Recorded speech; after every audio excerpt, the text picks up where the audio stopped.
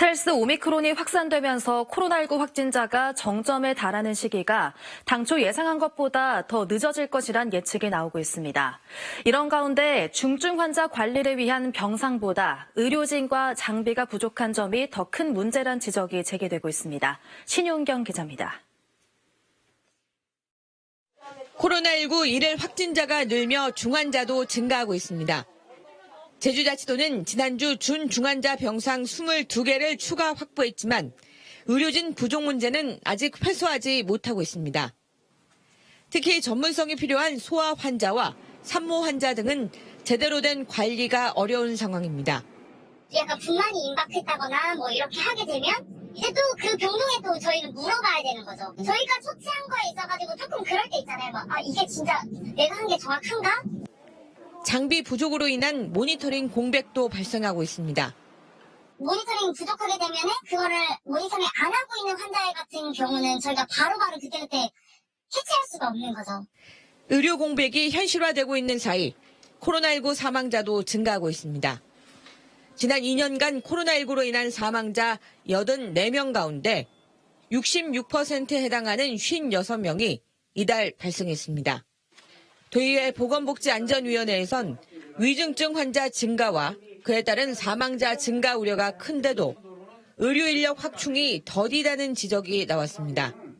제주대 병원의 경우 위중증 병상을 16개까지 늘렸지만 가동 가능한 병상은 절반 수준에 불과하다는 겁니다. 병상은 예를 들어서 이제 16개 있다 치더라도 거기서 가동할 수 있는 병상은 한 60% 정도밖에 안 된다는 얘기예요. 여기다 코로나19 중증 환자가 증가하면 일반 중환자실을 코로나19 중환자 병상으로 전환해야 해 일반 중환자 관리에도 어려움이 가중될 수밖에 없습니다. 의료 인력과 장비가 부족한 가운데 위중증 환자 증가로 인한 일선 의료 현장의 업무 과중이 현실화되고 이로 인한 전반적인 의료 공백 우려가 커지고 있습니다. JIBS 신윤경입니다. 오늘 오후 5시 기준 제주에서 코로나19 신규 확진자 3,624명이 추가돼 누적 확진자는 13만 6,861명으로 증가했습니다. 제주도에 따르면 20세 이상 59세 이하 확진자는 전체의 54%, 20세 미만은 27%, 60세 이상은 19%로 확인됐습니다. 현재 도내 격리 중인 코로나19 확진자는 2만 6,433명이고 위중증 환자는 9명입니다. 코로나19 누적 사망자는 83명으로 치명률은 0.06%로 전국 평균 0.13%보다 낮은 것으로 나타났습니다. 4차 백신을 접종한 80대 A씨가 사흘 만에 숨져 방역당국이 역학조사에 들어갔습니다. 제주도에 따르면 A씨는 지난 18일 4차 접종 직후엔 이상 반응을 보이지 않았지만 접종 다음 날부터 이상 반응이 발생했고 이틀 뒤 호흡곤란을 호소해 병원으로 옮겨졌지만 접종 사흘 뒤인 지난 21일 사망했습니다. 이에 따라 방역당국은 현재 백신 접종과 사망과의 인과성 여부를 확인하기 위한 역학조사를 진행 중입니다. 지금까지 제주에선 백신 접종 이후 29명의 사망자가 발생했는데 역학조사 결과 백신 접종과의 인과성이 밝혀진 사례는 없는 것으로 확인됐습니다. 도내 만 5세에서 11세 사이 어린이 4만 9천여 명을 대상으로 한 코로나19 백신 접종 사전 예약이 오늘부터 시작됐습니다. 제주도에 따르면 오늘 오후 5시 반 기준 백신 접종 예약 인원은 461명입니다. 예약자는 오는 31일부터 제주시 14곳, 서귀포시 6곳 등 도내 총 20개 위탁 의료기관에서 소아 접종을 위해 별도 개발된 백신을 접종하게 됩니다. 질병관리청은 지난달까지 발생한 5세에서 11세 코로나19 위중증 환자는 총 20명, 사망자는 4명으로 면역 저하자나 기저질환이 있는 고위험군 소아에게 백신 접종을 적극 권고하고 있다고 설명했습니다. 한 60대 외국인 간병인이 뇌경색으로 다친 후 생계가 끊기면서 치료조차 받기 힘든 어려운 상황에 놓여 있습니다. 제주에서 일을 하다가 다쳤지만 외국인이라는 이유로 의료보험 혜택은 물론 제대로 된 도움조차 받기 힘든 상황입니다. 김현선 기자입니다. 60대인 김모 씨. 거동이 불편해 집안에서도 혼자 움직이기 어렵습니다. 끼니를 직접 챙기지 못해 주민센터에서 일주일에 한 번 가져다주는 죽과 반찬으로 버티고 있습니다. 최근에는 가스가 끊겨 따뜻한 물도 나오지 않고 곧 전기마저도 끊길 상황에 놓여 있습니다. 중국인인 김 씨는 제주에서 일하기 위해 지난 2018년 취업비자를 획득했습니다. 간병인으로 일하던 중 지난해 12월 뇌경색으로 쓰러졌고 뇌병변 증상을 앓고 있습니다.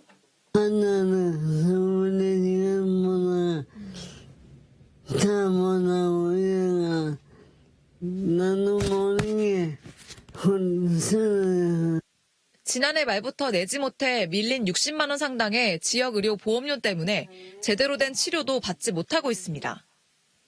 거기다가 일을 못하면서 동주민센터의 지원이 아니면 당장 생계 유지조차 힘든 상황입니다. 이게 사람이 사는 게 아니잖아요. 그리고 당장 아팠을 때 병원에 연락 119든 어디든 긴급으로 전화할 수 있는 방법이 없는 거예요. 이분이 쓰러지면 그날로 끝인 거예요. 재산이 많거나 국제결혼을 한 상황이 아니라 귀화도 못하고 외국인이라 기초생활수급자 신청도 할 수 없습니다. 주민센터에서는 이제 매주 죽 배달이나 쌀이나 라면을 이렇게 계속 지속적으로 가져다 드리고 있는데 일단은 현실적으로 삶이 나아지지는 않거든요. 그래서 조금 방법이 필요한 것 같습니다. 다른 지역에는 김 씨와 같은 외국인 근로자들의 의료를 지원하는 민간단체가 40여 곳 있지만 제주에는 전무한 상황이라 도움의 손길뿐만 아니라 제도 개선이 더 절실해지고 있습니다. JIBS 김현선입니다.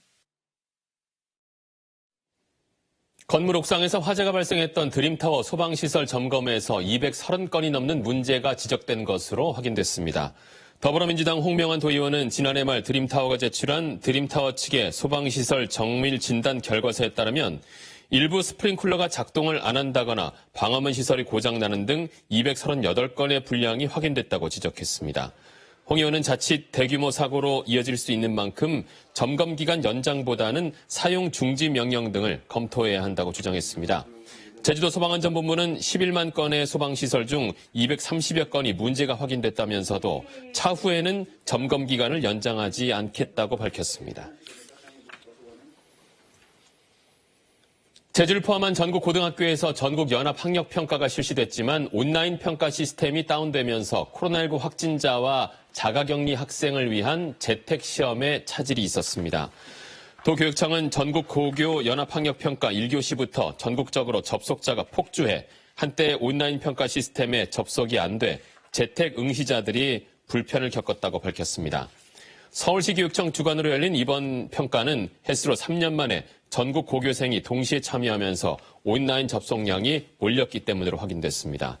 제주에선 30개 고등학교에서 평가가 진행됐고 다음 달 중순 성적이 통보되면 진학 지도 자료로 활용할 예정입니다. 재성마을 벚나무 벌채와 관련한 반발이 거세지고 있습니다. 제주참여환경연대는 재성마을 주민들이 벚나무를 무단으로 벌채하는 데 동의한 지역 통장에 대한 해임 건의를 한 데 대해 제주시가 주민 건의를 외면하고 있다고 주장했습니다. 참여환경연대는 재성마을 주민 다수가 서명해 해임 요청을 했는데 연동 동장이 근거가 없다면서 해임을 거부했다며 즉각적인 해임을 요청했습니다.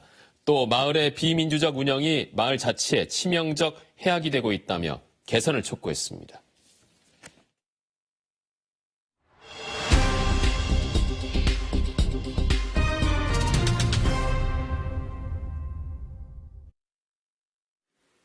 한라산에도 완연한 봄이 찾아왔습니다. 겨우내 얼었던 Y계곡 이끼 폭포는 다시 화려한 물줄기를 만들어내고 있는데요. 한라산이 머금은 봄의 생명력을 오일영 카메라 기자가 전해드립니다.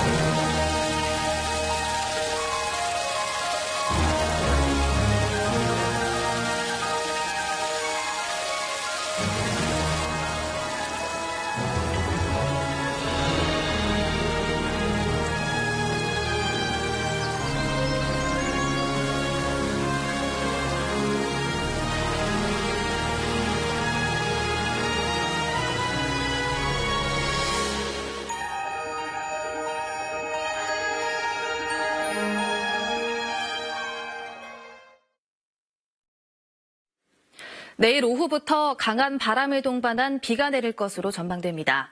제주지방기상청에 따르면 모레 낮까지 제주 전역엔 120mm 이상, 산간 지역엔 250mm가 넘는 많은 양의 비가 내리겠습니다. 내일 밤부터 모레 새벽 사이 제주 남부와 산간 지역을 중심으로 돌풍과 천둥, 번개를 동반한 시간당 30mm 이상의 폭우가 쏟아지겠습니다.